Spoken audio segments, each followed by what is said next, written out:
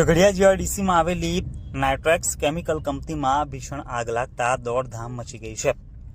Fire brigade ઘટના સ્થળ ઉપર જવા માટે રવાના થયા હતા. પ્લાન્ટમાંથી કારાદીબાંગ ધુમાડા દૂર દૂર સુધી નજરે પડી રહ્યા છે. સલામતીના ભાગરૂપે કંપનીના કામદારોને પ્લાન્ટની બહાર કાઢવામાં આવી રહ્યા છે.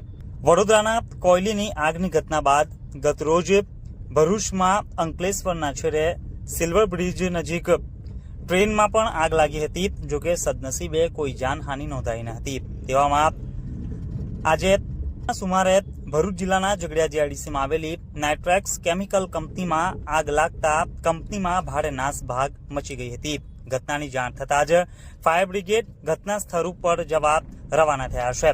પ્લાન્ટમાંથી કાળાદીબાંગ ધુમાડા દૂર દૂર સુધી નજરે પડી રહ્યા છે. જોકે હજુ સુધી કોઈ જાનહાનિના અહેવાલ સામે આવ્યા નથી.